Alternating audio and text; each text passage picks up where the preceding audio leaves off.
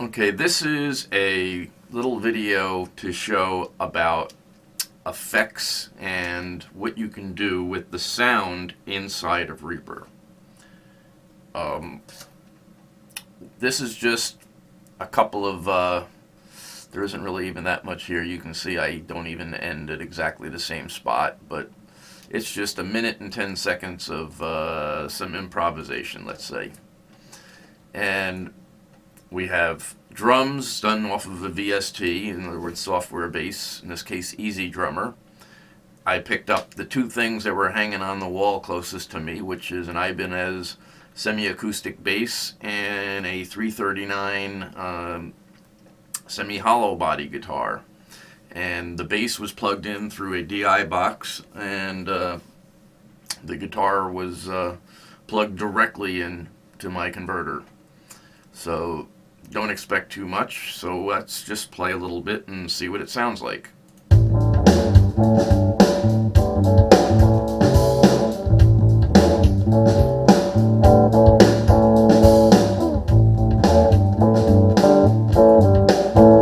Nothing major, but we can kind of vamp it up. Now, the first thing you might want to do is solo the drums, and let's hear the drums a little bit. It's just a basic beat. Now if we go to the FX here, and you see Easy Drummer, but what we want to do is actually add a reverb. So we can go under Cognos where you could do all plugins, but you can see I have a lot of plugins, so once you start learning where they are, and we'll go to Reverb. And then you're going to want to add, in this case, a reverb generator. And now, if we go back and start playing, and we can actually increase the room size, and it adds in a little bit of reverb. So it gives a little depth to the drums. So we can close out that. Okay.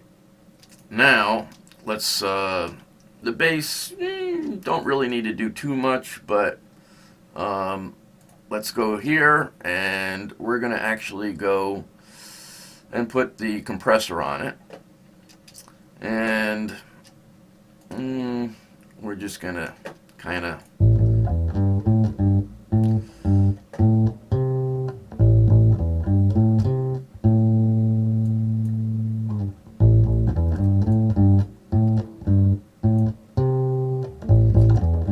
play with that a little bit, but I'm just doing some basic compression is all.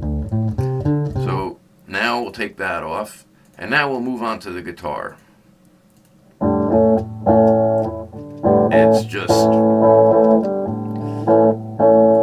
there's nothing major on there, but we'll go into FX for that, and in this case we'll actually go up to the JS ones, and we're going to add a little bit of distortion and actually fuzz. So we'll double click on that, we add that in, and let's so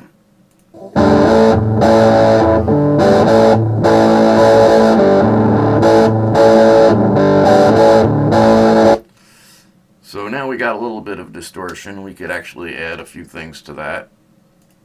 But now let's play everything together.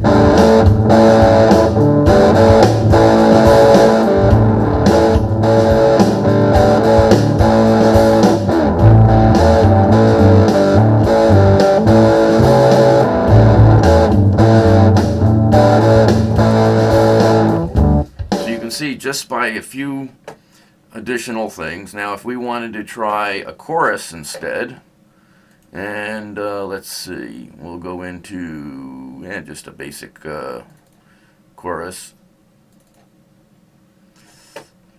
and there's no presets, but let's just see what, and we can uncheck the distortion so we'll get a nice clean sound.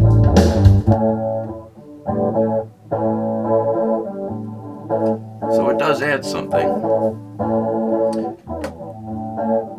And we we could even add that together.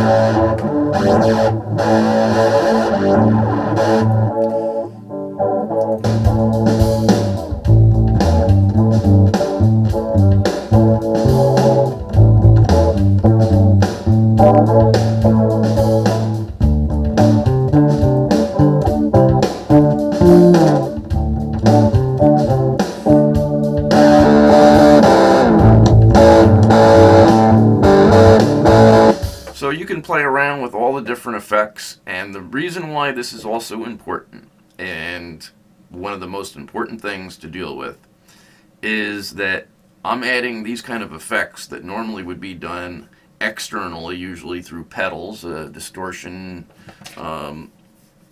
There's the muff, there's Ibanez has their distortion pedals and their tube screamers, but if you add that in at the time you record, you can't remove it. This way I can take my raw guitar and I can add my effects in to get the sound, and you can shape everything. So by recording without all the effects, sometimes you can achieve your same sound and fine tune it rather than worrying that you're playing with all the effects all set up to begin with. So it gives you some options, and if you decide you don't want distortion, you could put chorus, you could put other effects. The same thing with everything else. So this is just to work on getting your sound, which you may not even have a good distortion pedal, or you may not have a chorus pedal or something, so at least you can still get the sound. And $100 a pedal or up, it's a lot cheaper doing this when they're included with Reverb. So I hope this was helpful.